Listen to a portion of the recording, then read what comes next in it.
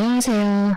제 사연을 들어주시려고 찾아와 주신 여러분께 활기찬 마음으로 인사부터 드리도록 하겠습니다. 저는 지금 막장 같은 인생을 청산하고 새 출발을 하기 위해 마음을 다잡고 사는 아직 40이 되지 않은 신세대 여성입니다. 제가 제 입으로 저를 소개하려고 하니까 어떤 수식어를 붙여야 하지만 제 성격에 대한 이해가 빠르게 이루어질지 고민이 많았는데 결국은 진부한 말로 시작하게 되네요. 여러분들은 살면서 얼마만큼의 인내심을 가지고 버티십니까?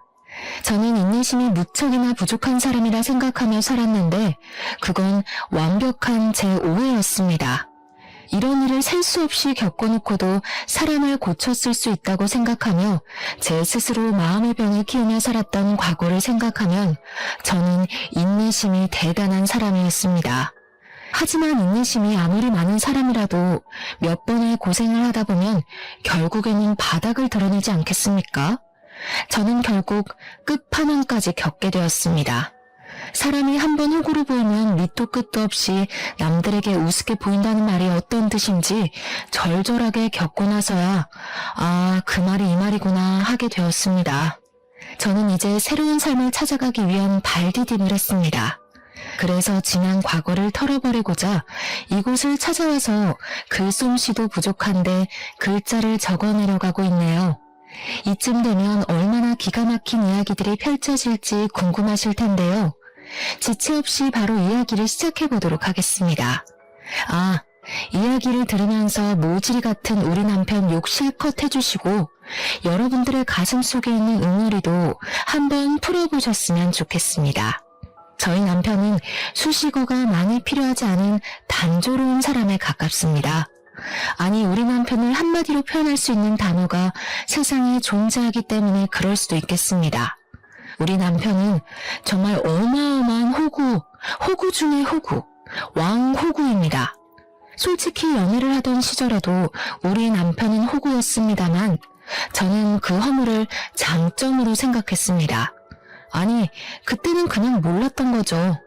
호구가 얼마나 큰 단점인지에 대해 전혀 몰랐기에 남편이 그저 순수한 사람이라고만 생각해서 사랑하게 되었고 연애를 하게 되었습니다. 그때 그 시절로 돌아갈 수 있다면 옆에서 정말 말려주고 싶네요. 호구는 절대 만나면 안 된다고. 제 속이 문드러져서 썩을 거라고 말입니다. 제 남편은 말입니다.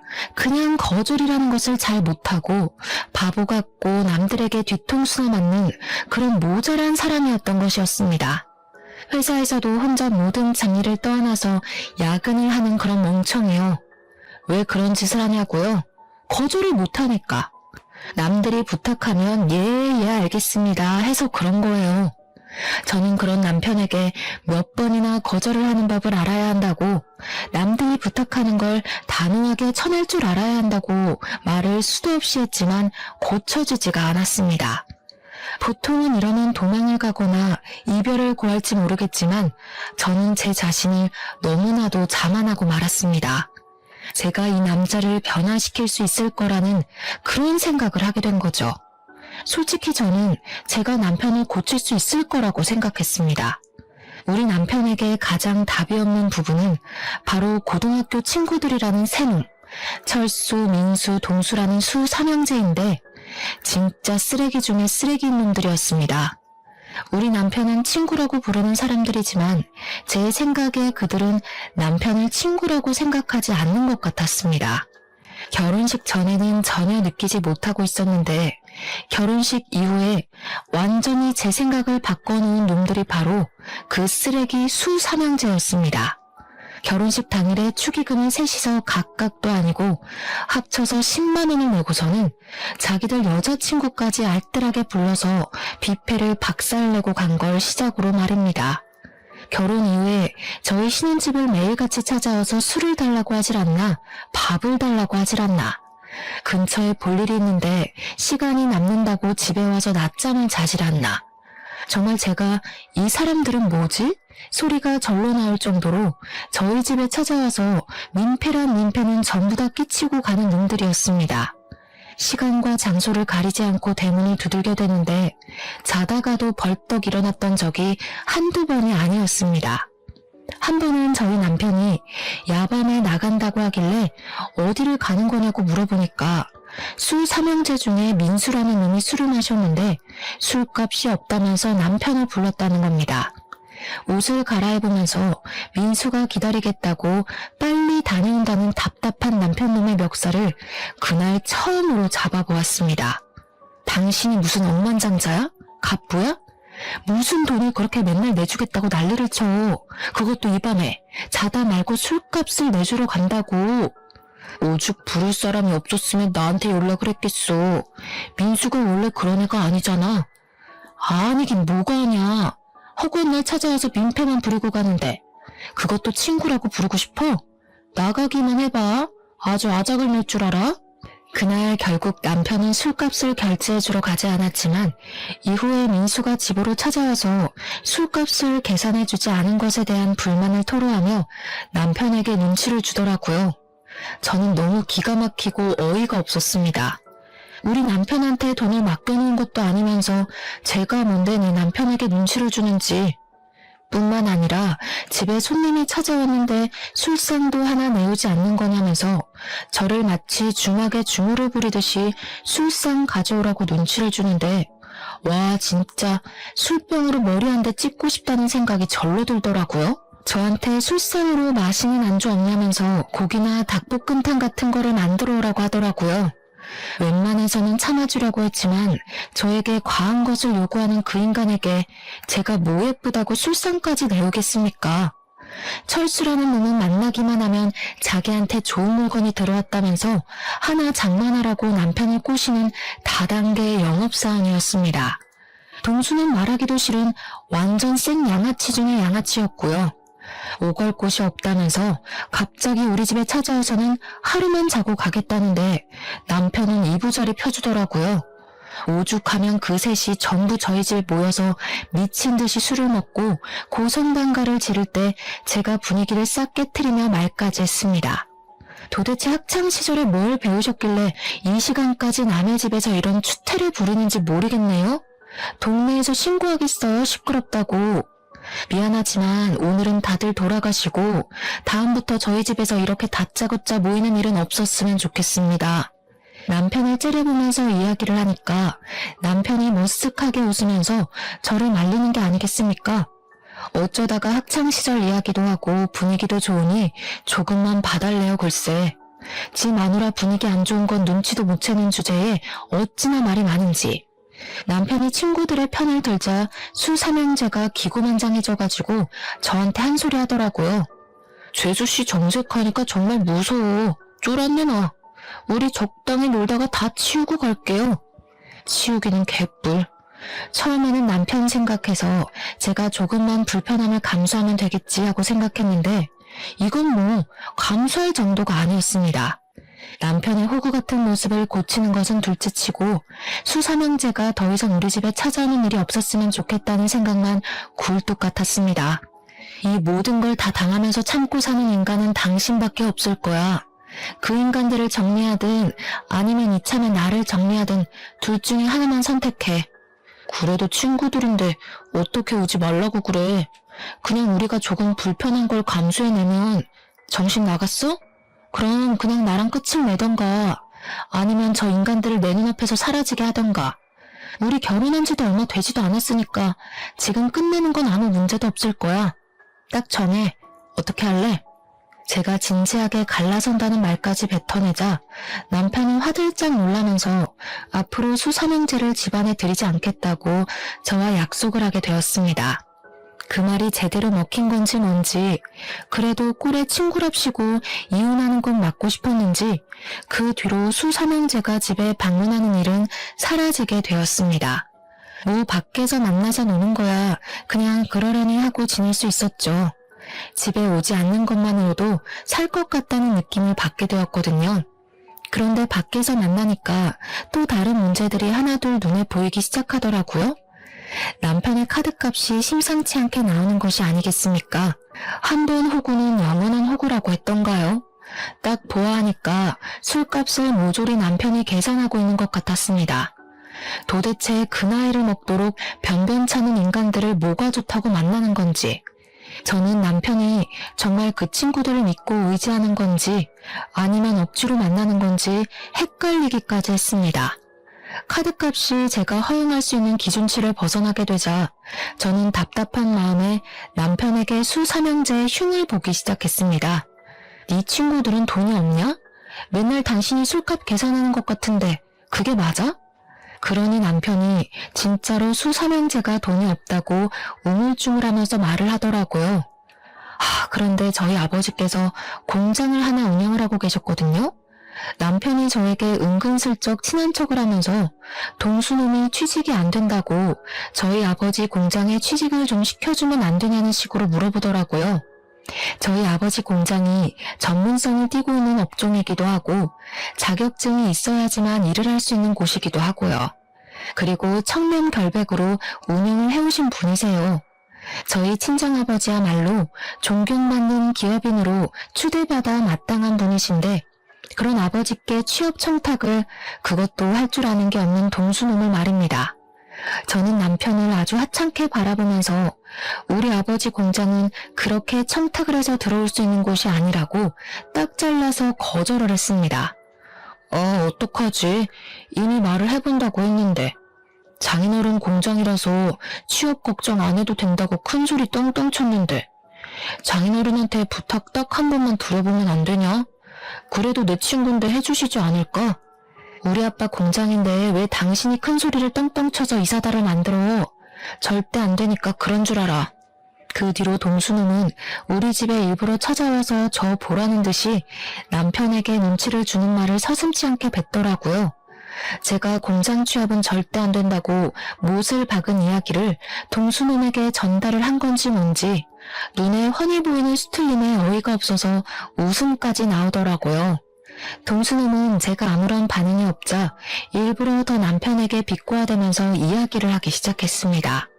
내가 말이야, 너도 알다시피 공부는 못했어도 일은 되게 잘하는 편인데 단순 노동 같은 거 말이야. 감시 같은 것도 잘하고 사실 공장 같은 데서 하는 일이라고 해봐야 단순 노동 정도 아닌가? 요즘은 뭐 로봇도 다 한다며. 그러자 옆에서 철수와 민수까지도 맞장구를 쳐주면서 은근슬쩍 저희 친정아버지 공장 이야기를 꺼내면서 제 눈치를 살펴보는 게 아니겠습니까? 그러고 보니까 제주씨네 친정이 무슨 공장한다고 그러지 않았었나? 네, 맞아요. 저희 친정아버지께서 공장 운영하시죠.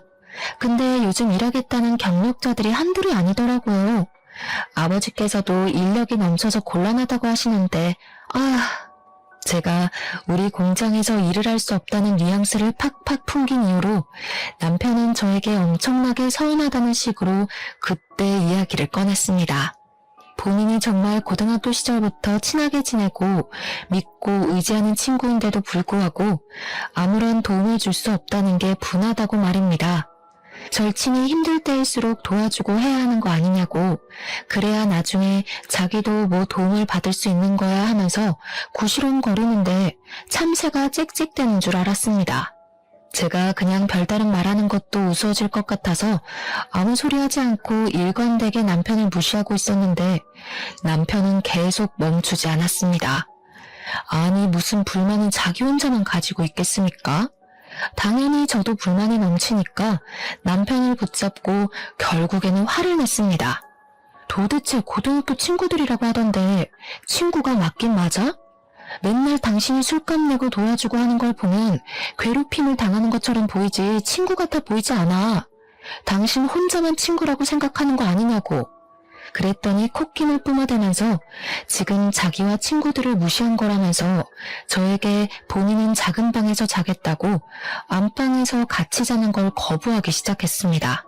저는 각방 선언을 하는 남편에게 어이가 없어서 그래, 그럼 그냥 각방 쓰자 하고 선언을 했습니다.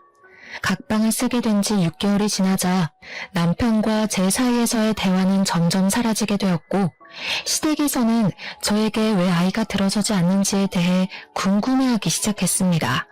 제가 굳이 남편이 각방을 쓰자고 한 것에 대해 변명을 해주고 숨겨야 할 필요가 있겠습니까? 그냥 시모에게 말을 해버렸습니다. 남편이 각방을 쓰자고 해서 지금 따로 자고 있다고 하니까 남편이 화들짝 놀라면서 저를 있는 힘껏 째려보는 게 아니겠습니까? 도대체 자기가 그렇게 째려보면 뭐 어쩐다고 무섭기라도 할 줄 알고 그러는 건지. 각방을 쓴다니 그게 무슨 말이야? 너네 싸웠니? 저는 이때다 싶어서 그동안 남편이 호구짓을 하고 다닌 것과 저에게 동수의 공장 취업 청탁을 한 짓에 대해 낱낱이 고했습니다.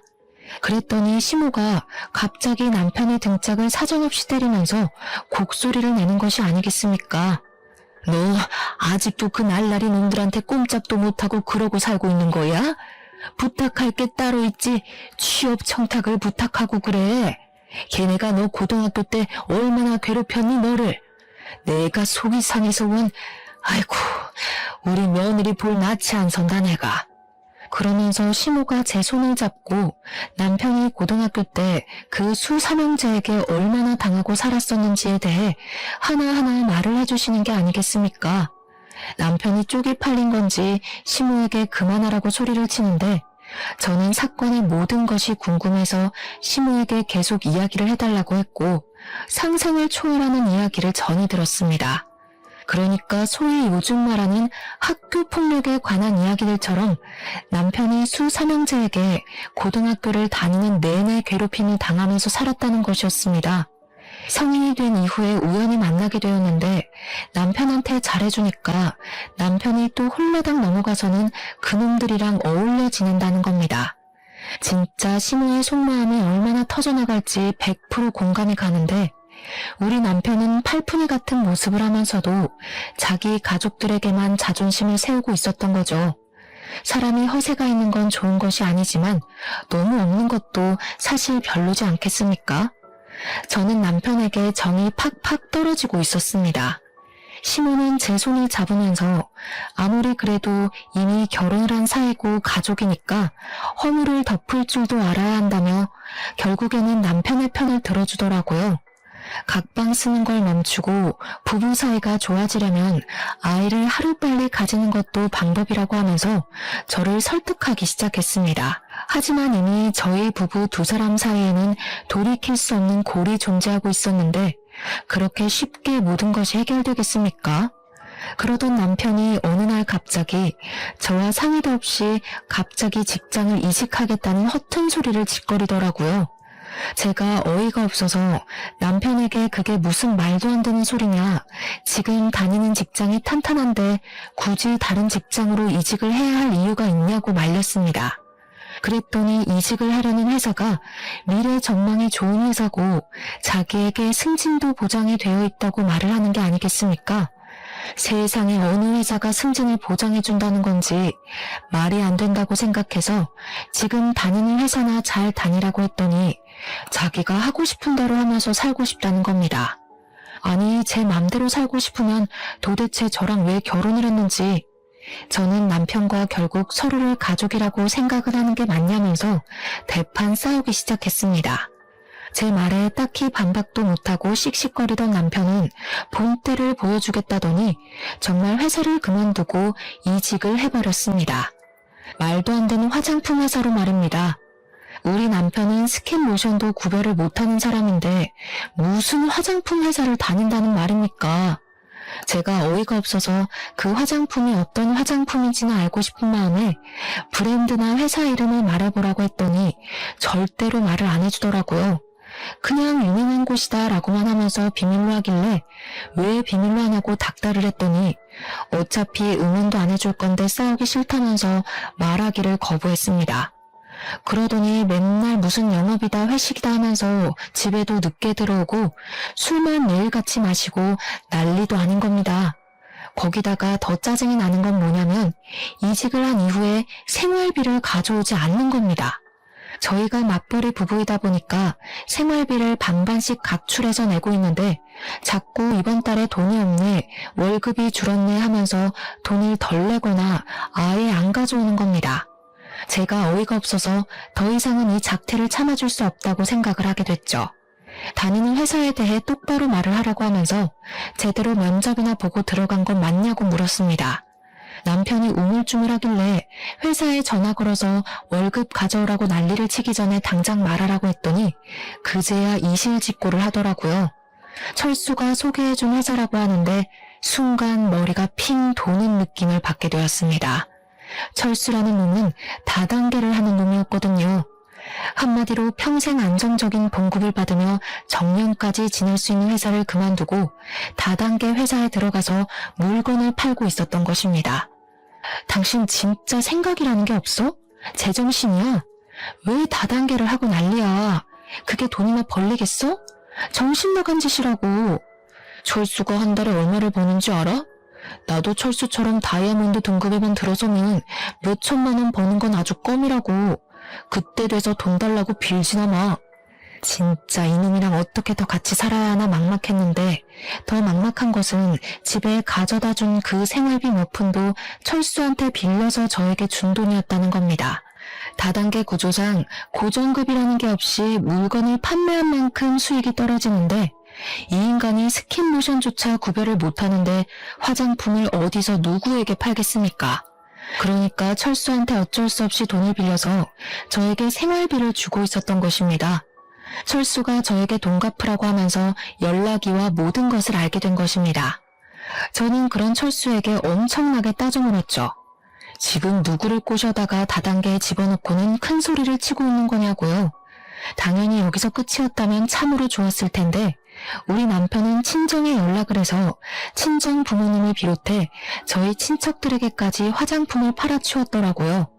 그렇게 푼돈을 벌어서 대부분은 남편 상의자로 있는 철수에게 이익이 다 들어가고 그러면 철수는 인심 쓰듯 남편에게 돈을 빌려주고 저에게 갚으라고 한 거고요. 계속 메비우스의 띠처럼 돌아가고 있었던 것입니다. 당연히 저는 이혼을 해야겠다고 결심까지 하게 되었습니다. 상품이 구려도 엄청 구린 건지 우리 부모님부터 친척들까지 이 상품을 못 쓰겠다고 환불을 해달라는 지경까지 가더라고요. 남편은 뻔뻔하게 해결할 생각도 없는지 개봉해서 환불이 안 된다는 말만 하고 있었습니다. 저한테 제 친구들은 화장품 많이 쓰지 않냐고 친구들 소개 좀 시켜달라는 소리까지 해대는데 정이 떨어지니까 아주 꼴도 보기 싫어지더라고요. 결국 물건을 제대로 팔지도 못하고 빚만 잔뜩 떠안게 된 남편은 3개월 만에 다단계를 때려치우고 완벽한 백수로 돌아오게 되었습니다. 차라리 집에서 허튼 짓 안 하고 직장이나 알아보는 게 낫겠다 싶을 정도였죠.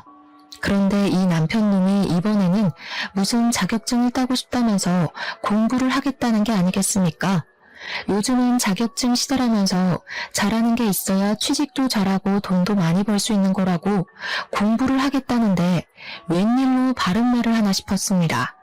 그래서 공부 한번 해봐라 했더니 남편이 스터디 그룹을 알아봤다며 거기에서 같이 공부를 하면서 정보도 얻고 취업까지 해보겠다고 다짐을 했습니다. 최근 수개월 동안 마음에 안 드는 짓 투성이었는데 오래간만에 정신을 차린 것 같아서 저는 남편을 응원해주기로 했습니다. 그때까지만 해도 저는 남편에 대해 아주 티끌만큼의 믿음은 가지고 있었거든요. 남편이 공부도 열심히 하고 스터디 활동도 꾸준히 하는 걸 보면서 저는 드디어 정신을 차렸구나, 이제 우리 남편이 강해졌구나 하는 생각이 들어 뿌듯했습니다. 그런데 제 믿음이 깊어지면 깊어질수록 이상하게 수상한 일들이 하나둘 생기기 시작하는 게 아니겠습니까? 분명 주말에만 공부를 하는 스터디 모임이라고 들었었는데 평일 주말 휴일 할 것 없이 스터디 모임을 나가는 게 아니겠습니까? 거기다가 더 수상했던 것은 야밤에 통화를 한다고 밖으로 나가지를 않나 휴대폰에 생전 걸어두지 않던 비밀번호까지 걸어두었더라고요. 저는 남편의 수상쩍은 행동에 요즘 무슨 짓을 하고 다니는 거냐고 물어보았는데 자기가 하면 뭘 하겠냐고 발뺌을 하더라고요. 그냥 스터디를 하는 사람들이 나이가 조금 어린 친구들도 있고 해서 자기한테 고민 상담을 많이 한다고 하더라고요. 제가 순순히 남편의 그 말을 믿어줄 리가 있겠습니까? 우리 남편이 정말 거짓말을 더럽게 못하는 사람이거든요. 그러니까 남들의 부탁도 거절을 잘 못하는 거고요. 남편이 거짓말을 할 때마다 입이 마르는지 혀를 내밀어 침을 발라대는데 스터디 이야기만 나오면 시선을 어디다 둬야 하는지도 모르고 입술에 침을 계속 바르더라고요. 딱 봐도 거짓말을 치는구나, 나에게 숨기는 게 있는구나 하는 마음이 들었는데 제가 그 부분을 파내지 않으면 안 되지 않겠습니까? 저는 남편이 자는 사이에 휴대폰 지문인식을 통해서 휴대폰 잠금 화면을 푸는 데 성공을 했고 열어서는 안 되는 판도라의 상자를 열어버렸습니다. 정말 그 밤에 소리를 지를 수도 없고 분노에 부들부들 떨면서 남편의 모든 메신저를 확인하고 저는 정말 경악에 휩싸이게 되었습니다. 휴대폰에 잠금을 해놓을 수밖에 없었던 이유가 있더군요. 바로 남편이 저 몰래 바람을 피우고 있었던 것이었습니다. 알고 보니 스터디에 간다던 남편은 아예 스터디 활동이라는 것을 시작한 적도 없었고 웬 처음 보는 단톡방에 들어가서 다른 여자와 바람을 피우고 있었던 겁니다. 그 단톡방이 말입니다. 스터디를 가장한 유부 남녀들의 은밀한 모임이었던 것이었습니다. 한마디로 남편의 상간녀 또한 유부녀라는 소리였습니다. 심지어 그 여자와 함께 나눈 대화 내용에는 제 욕이 정말 입에 담기 힘들 정도로 어마어마하게 담겨 있었습니다. 우리 남편이 평소에 저를 이렇게 생각하는 것도 충격적이고 불륜녀에게 환심을 사고 싶어서 저를 팔아치운 것을 알게 되니 기분이 나락으로 가더라고요. 집에는 바가지를 박박 긁어대는 여편네가 있어서 살기 힘들다. 여편네 친정 또한 기가 세서 내가 놀리고 산다면서 제 욕에 우리 부모님 욕까지 들어있는데 글쎄 저희 아버지 욕은 정말 너무 심해서 참아주기가 힘들 정도였습니다. 저희 아버지가 운영하시는 공장이 거품이 가득 끼어있다부터 시작해서 친인척들은 다 뒤로 해먹고 있을 거다. 장인어른도 깨끗한 사람은 아니다 하면서요.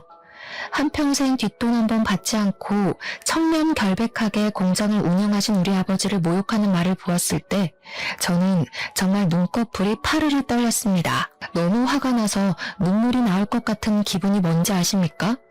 남편이 뒤척거림도 없이 씩씩거리면서 자고 있는데 정말 휴대폰으로 머리를 찍어버리고 싶었습니다. 남편이 평소에 저와 저희 친정에 대해 이렇게 생각하고 있었다는 걸 알게 되자 피가 차갑게 식었습니다. 더 웃긴 게 상간녀에게는 돈 많은 척 연기를 하고 있었더라고요. 집에 생활비 한 푼 가져오지 못하는 백수 주제에 말입니다. 심지어 상간녀한테는 자기가 한 달에 1,000만 원씩 저에게 생활비를 주고 있는데도 제가 돈 더 가져오라고 바가지를 긁는다면서 허세 가득한 문자를 보냈더군요. 한 달에 1,000만 원씩 가져다 주기만 하면 바가지는 무슨, 바람을 피워도 그냥 모른 척 지냈을 텐데 백수 주제에 이게 무슨 개소린지. 상간녀도 그 실제 하지도 않는 돈이 필요한 건지 그런 와이프가 있으면 얼마나 스트레스를 받겠냐면서 위로해주는 척 사장 한 번 꼬셔서 인생 펴보라는 여운형이었습니다. 정말 그 상간녀도 끼리끼리라는 게 드러나는 부분이지 않겠습니까?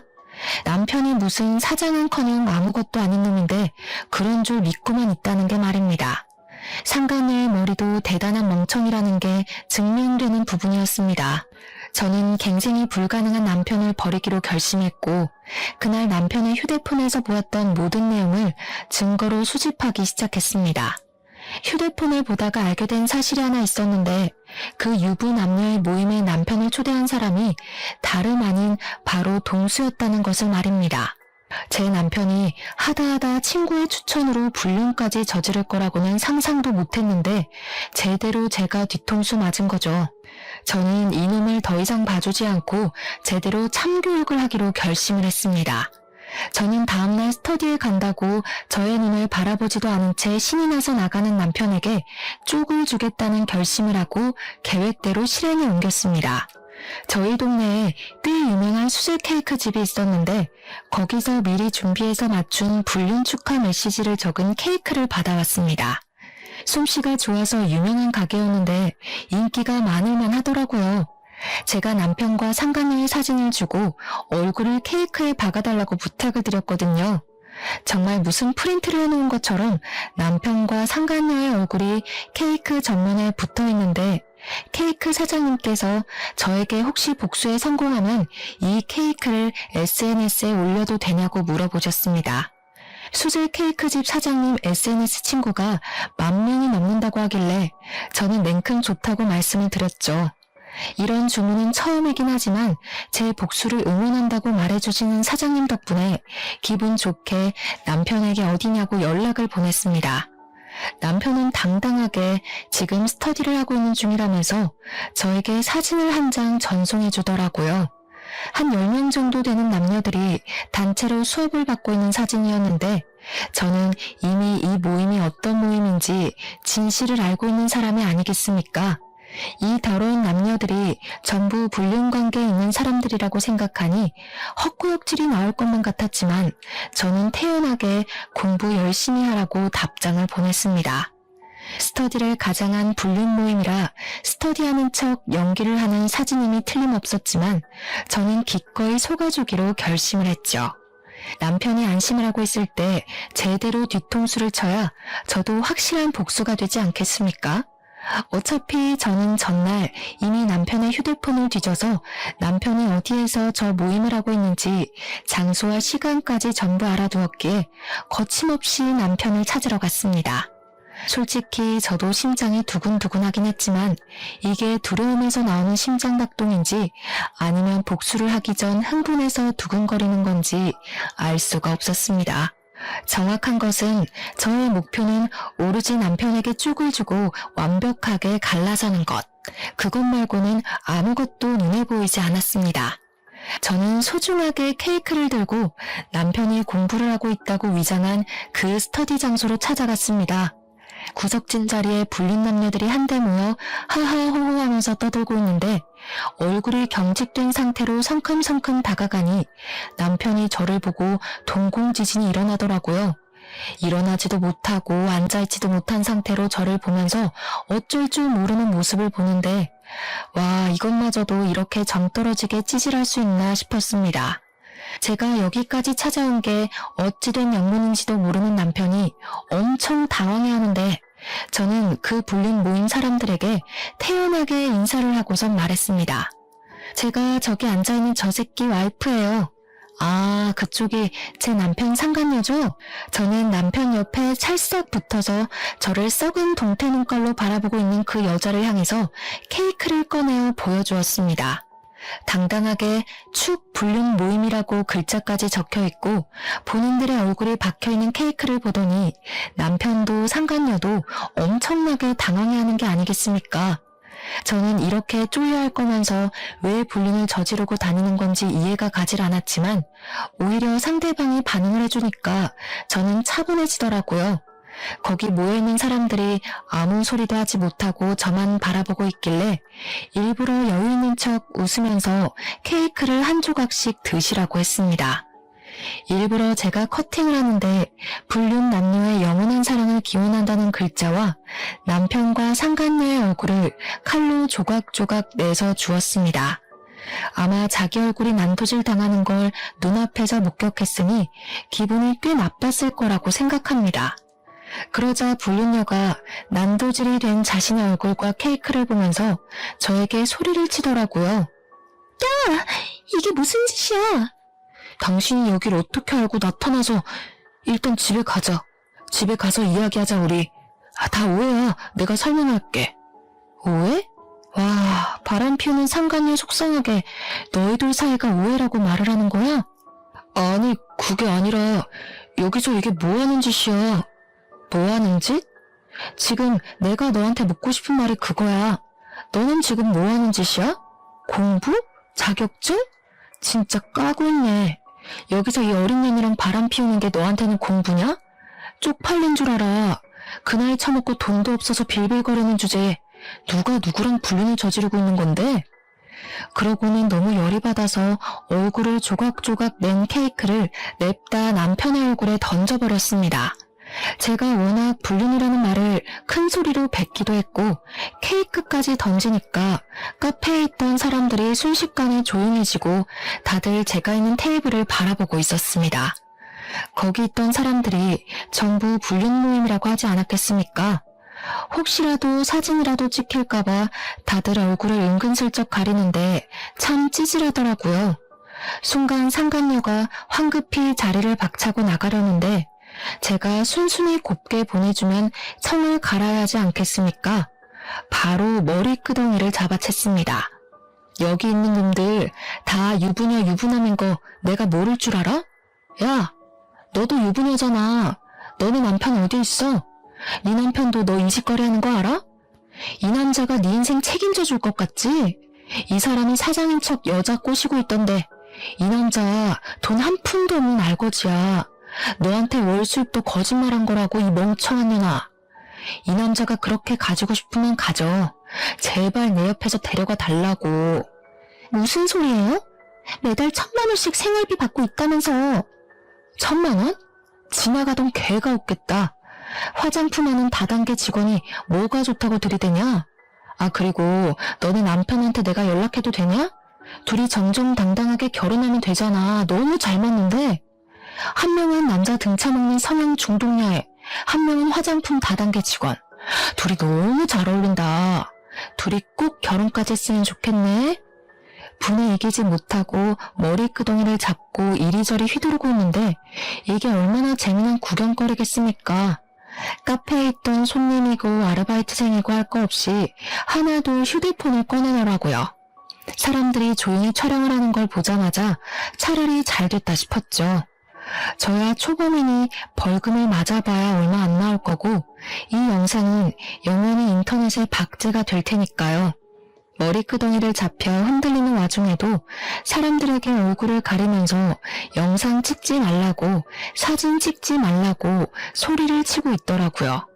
남편도 불륜녀를 감싸느라 사람들에게 사진 찍지 말라고 소리를 치고 있는데 설마 사람들 휴대폰만 카메라겠습니까? 버젓이 CCTV도 존재하고 있는데요. 저는 일부러 더 큰 소리로 구경꾼들에게 소리를 쳤습니다. 여기 앉아있는 모든 사람들이 다 불륜녀 불륜남이에요. 다들 촬영해서 멀리 퍼뜨려주세요. 그 말이 끝나기 무섭게 고개를 숙이고 가만히 앉아있던 사람들이 화들짝 놀라면서 자리를 뜨기 시작했습니다. 다들 머리카락으로 얼굴을 가리고 손으로 얼굴을 가리면서 도망을 치는데 엄청나게 우습더라고요. 그날 남편을 데리고 집으로 돌아왔는데 이 미친놈이 정신을 못 차린 건지 저에게 씩씩거리면서 어떻게 이런 쪽팔림을 줄 수 있냐고 하더라고요. 저는 생크림이 그대로 묻어있는 남편의 뺨을 2번이나 세게 때리고는 지금 누가 누구한테 쪽팔림을 준 건지 아냐고 따져 물었습니다. 나 너처럼 드세고 귀여운 맛이 없는 여자랑은 더 이상 못 살겠어. 지금 누가 누구한테 할 소리를 해. 나도 너랑 살고 싶은 줄 아니? 이혼해. 남편이 그 길로 짐을 싸서 시댁으로 갔는데 시모가 저를 시댁으로 부르는 것이 아니겠습니까? 제가 뭐 피할 이유가 있나요? 시댁에 갔더니 남편을 왜 쫓아냈냐고, 무슨 일이냐고 걱정스럽게 물어보시는데 보아하니 자기가 지은 죄가 있어서 말을 못한 것 같더라고요. 시모가 저에게 무슨 일이냐고 물어보는데 남편이 식겁을 해가지고 굳이 여기까지 왜 불렀냐고, 너는 오란다고 오냐고 화를 버럭 내더라고요. 저는 막 웃었죠. 남편이 불륜녀와 저지른 불륜의 증거들을 싹 프린트해뒀었는데 이때다 싶어서 시부모님 손에 딱 쥐어드렸습니다. 시모가 한참을 그 프린트물을 보더니 바들바들 떨면서 남편을 향해 소리를 치셨습니다. 네 놈이 드디어 정신 나갔구나. 바람을 피웠어? 아니, 그거 다 오해라니까. 엄마는 내 편 들어줘야지. 편들기는 개뿔. 아주 당당하게 만나고 있던데요. 둘이 무슨 공부하는 걸 빌미 삼아서 연애질을 하고 있더라고요. 그 모임도 공부 모임이 아니라 불륜하는 인간들끼리 만든 모임이었고요. 제가 오늘 카페에서 쪽을 줬으니까 아마 인터넷에 올라오지 않을까 싶은데 휴대폰으로 확인해 보세요. 그랬더니 시부모도 남편도 휴대폰을 열더니 이것저것 검색을 하는 게 아니겠습니까? 아, 어머님, 그리고 제가 말씀드렸죠? 그 3명이 남편 인생 망하게 만들 거라고요. 여기 불륜 모임을 누가 소개해준 줄 아세요? 동수가 초대했어요. 동수가 아주 친구 인생 제대로 망치고 싶었는지 바람 피우라고 등 떠민 거라니까요. 그러게, 제가 그 3명이랑 멀리하라고 할 때 남편 정신 차리고 영 끊으면 이런 일까진 안 일어났겠다. 그렇죠? 하여튼 저는 이혼의 소송까지 모조리 할 준비가 되어 있으니까 그렇게들 하세요. 그 말을 끝으로 시댁에서 미련 없이 나왔는데 등 뒤에서 시모가 막 물건을 집어던지면서 남편에게 화를 내는 소리가 나더라고요. 예전에 시모가 젊었을 때 시모 몰래 바람을 피웠던 적이 있었는데 시모가 그 뒤로 바람 피우는 놈이라고 하면 아주 기겁을 하고 싫어했다더라고요. 그래서 시모가 큰 소리를 내면서 남편에게 자기 아비한테 배운 게 그거밖에 없냐고 나가 죽으라고 남편을 향해 발길질을 하고 계시더라고요. 궁금해서 뒤를 슬쩍 돌아보니까 남편이 시모 다리에 매달려서 빌고 있는데 어찌나 궁상맞던지 3주 정도의 시간이 흐르고 난 뒤 대충 정리할 거 다 정리해서 협의 이혼을 하기로 한 날 남편과 마주하게 됐는데 남편 몰골이 말이 아니더라고요. 살도 쭉 빠져가지고 얼굴이 정말 죽을 상이 되어서는 저를 보자마자 눈물을 줄줄 흘리는 게 아니겠습니까? 갑자기 제 발 앞에 무릎을 꿇으면서 자기가 잘못했다고 이혼 안 하면 안 되냐고 하는데 뭘 잘못 처먹었나 싶었습니다. 저는 나름 그놈의 사정이 궁금해서 무슨 일이냐고 물어보았습니다. 철수한테 내용 증명이 도착하는 바람에 우리 부모님이 빚이 있다는 사실까지 알아버렸어. 엄마가 나를 얼마나 팼는지 오갈 곳도 없고 집에서는 하루 종일 눈치만 보이고 취직도 안 되고 돈 벌어서 알아서 갚으라고 해서 나 지금 막노동 뛰고 있어. 내가 다시 취직해서 안정적으로 돈 벌어올 테니까 한 번만 봐주면 안 될까? 불린 내랑도 다 정리했어. 진짜 한 번만 용서해줘. 내가 2번 다시는 이런 일로 당신 실망시키지 않을게. 그래, 앞으로 정신 똑바로 차리면서 살았으면 좋겠고 하지만 이혼은 절대로 못 물러줘.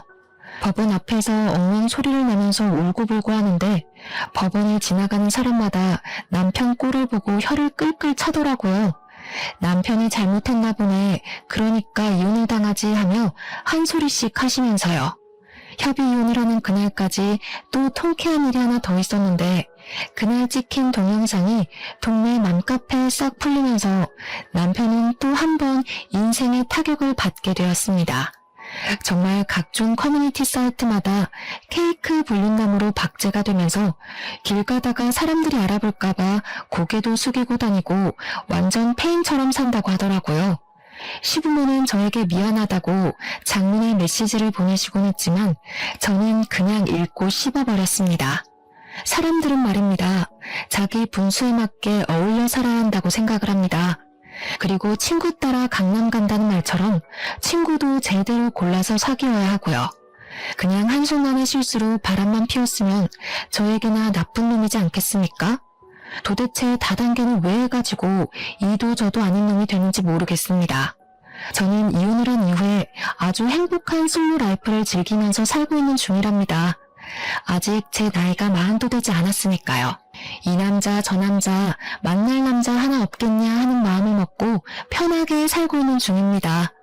전 남편이랑 살던 집 정리해서 나온 돈으로 혼자 살만한 투룸을 얻었고요.